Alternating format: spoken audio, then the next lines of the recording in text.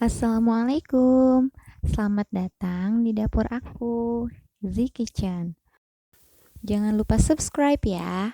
Hari ini aku mau bikin cookies ya. Mungkin semuanya udah pada kenal, ini namanya Putri Salju Keju.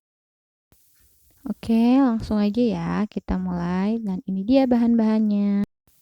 450 gram tepung terigu protein sedang atau rendah, 350 gram butter atau margarin. Aku pakai 50-50 ini, butter dan margarin. Kemudian 100 gram gula halus atau bisa juga gula pasir yang dihaluskan dengan blender ya. Kemudian 100 gram keju cheddar parut. Boleh merek apa aja. Yang pertama kita campurkan gula halus dan butter ya.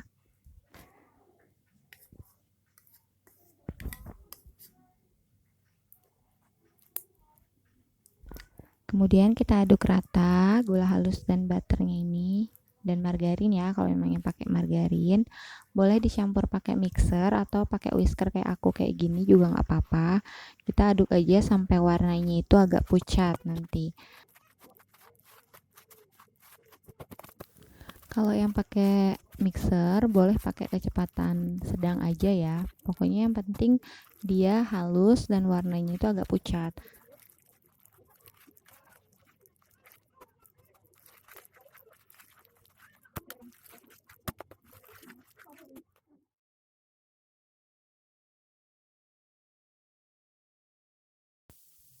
Nah, kalau udah halus dan agak pucat kayak gini, udah kelihatan ya teksturnya.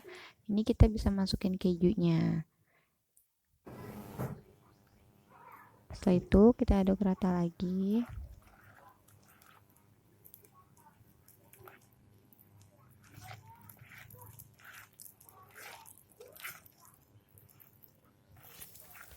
Oh iya, jadi di resep kali ini aku nggak pakai telur sama sekali ya. Jadi ini cuma 4 bahan aja. Yang tadi sudah disebutin ya di awal, yaitu um, margarin atau butter, gula halus, keju, sama terigu. Jadi simple banget ini bikinnya.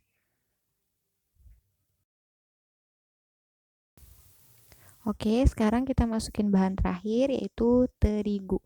Aku di sini pakai terigu segitiga biru yang protein sedang ya. Jadi, tapi kalau misalkan teman-teman mau pakai terigu yang protein rendah juga boleh ya. Yang merek kunci biru itu juga nggak masalah.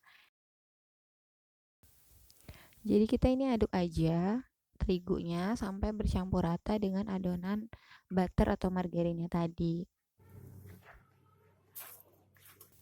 Ini aku ganti spatula ya karena lebih biar nggak terlalu sulit karena adonannya udah mulai berat. Jadi kita aduk pakai spatula.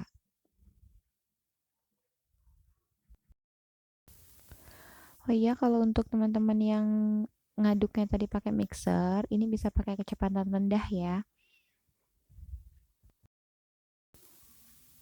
Oke, kalau udah kayak gini, udah mulai kalis, kita bisa langsung aja pakai tangan mengaduknya. Jangan lupa cuci tangan dulu ya yang bersih. Kalau udah bersih, kita bisa langsung aduk-aduk ini, uleni sampai adonan ini menjadi kalis seperti itu. Nah, ini udah mulai kalis ya. Ini udah teksturnya udah nggak terlalu lengket banget di tangan. Tapi sebenarnya memang dia nggak terlalu keras ya, karena memang teksturnya tuh memang agak sedikit lembek. Makanya nanti setelah kita selesai mengadoni, ini kita bakalan istirahatkan dulu adonannya ini di lemari es selama kurang lebih 30 menitan. Oke, jadi nanti kita tunggu dulu 30 menit, setelah itu baru bisa kita cetak. Seperti itu. Setelah 30 menit adonannya ini bisa kita keluarkan dari lemari es dan bisa mulai kita cetak. Ini aku ambil sedikit, aku taruh di plastik, kemudian kita giling dengan gilingan kayu seperti ini atau bisa juga pakai gelas, pakai tangan juga bisa ditekan-tekan sampai kita dapat ukuran atau ketebalan yang kita inginkan. Biasanya sih kalau putri salju itu nggak terlalu tipis ya, dia agak sedikit tebal. Kalau untuk cetakannya, ini aku pakai cetakan bentuk bulan sabit ya. Atau kalau misalkan teman-teman mau cetak dengan bentuk lain juga boleh. Atau misalnya cuma mau dibulat-bulatkan juga boleh. Jadi itu sesuai selera aja ya. Nah, ini jadinya seperti ini, bentuk bulan sabit. Tapi ini kayaknya agak terlalu tipis. Bisa sih nanti kita rapi-rapikan aja, kemudian kita susun deh di loyang. Nah, ini bisa kita selesaikan sampai semua adanannya habis ya.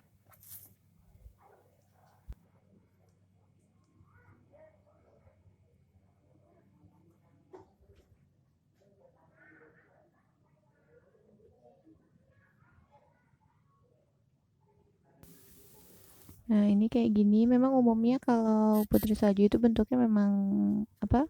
Bulan sabit gitu ya. Ini kita pokoknya susun aja di loyang yang sudah dilapisin dengan margarin ya. Kita olesin dulu margarin supaya nggak lengket. Setelah itu baru kita bisa panggang. Aku di sini pakai oven tangkring, jadi proses pemanggangannya itu benar-benar harus menggunakan api kecil karena kalau enggak dia nanti matangnya nggak akan merata. Jadi harus sabar ya, harus lebih bersabar karena memang prosesnya lumayan lama. Kalau misalkan kita pakai api yang terlalu besar itu nanti luarnya itu atau bagian bawahnya gosong, tapi bagian atasnya atau bagian dalamnya itu masih mentah. Makanya memang harus pakai api yang super kecil gitu ya tipsnya. Nah, ini udah jadi ya. Ini udah matang karena warnanya udah kecoklatan. Terlihat dari si keju-kejunya itu ya, udah mulai kecoklatan. Kita angkat, simpan di piring dan dinginkan sebentar. Kalau nanti sudah mulai setengah dingin, kita bisa siapkan gula tabur seperti ini. Aku pakai yang merek Claris atau teman-teman bisa pakai merek lain. Pokoknya gula tabur atau gula dingin atau gula halus juga boleh. Aku pakai gula tabur karena dia ada sensasi dingin-dinginnya gitu. Jadi lebih enak aja. Nyes gitu di lidah. Nah, ini kita tuangkan di wadah. Kemudian taruh kuenya tadi yang sudah mulai setengah dingin atau udah mulai hangat lah ya. Ini ditaruh, kita masukkan aja ke gula dingin ini. Kemudian kita siapkan toples dan masukkan deh satu persatu kuenya ke dalam toples.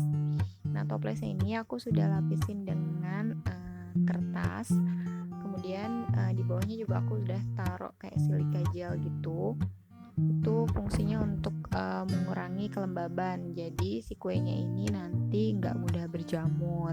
Yaitu akan awet agak lama gitu ya, agak tahan lama, tetap garing gitu walaupun si toplesnya itu kita buka tutup beberapa kali.